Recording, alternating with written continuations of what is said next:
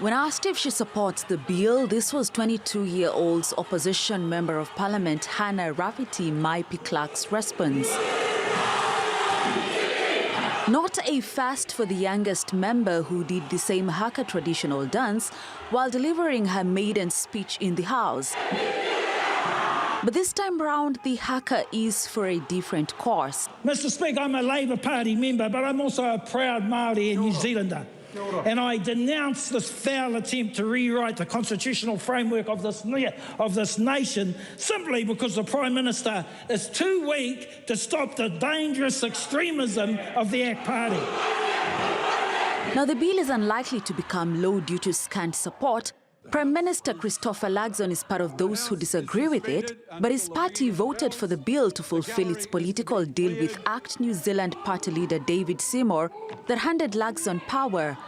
Seymour's bill would set specific definitions of the treaty's principles and would apply them to all New Zealanders, not just the Maori. The division that you are seeing was not caused by this bill. It's been built up over decades, during which New Zealanders have come to regard themselves as based on ancestry or one side of a partnership instead of New Zealanders. And what's worse, successive governments have encouraged that division. In summary, Mr. Speaker, the principles of the Treaty of Waitangi Bill fills a silence this Parliament has left for 5 decades. In so doing, it affirms the basis of our country. It is not division. Treaties are supposed to unite people, not divide them.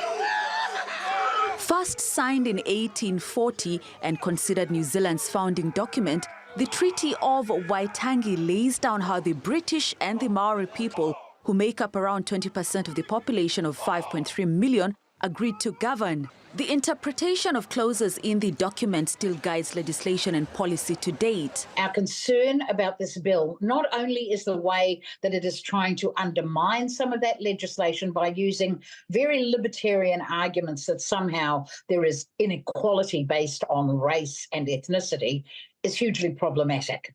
So we have gathered in our tens of thousands, not just Māori, but others who support an inclusive, diverse, equal partnership that our country has been a world leader in pioneering. Those are the people who are marching. The Hikoi March is not a fast. Peaceful walking protests are a Maori tradition that have occurred before at crucial times during the national conversation about treaty rights. Grace Kuriakanja, TRT World.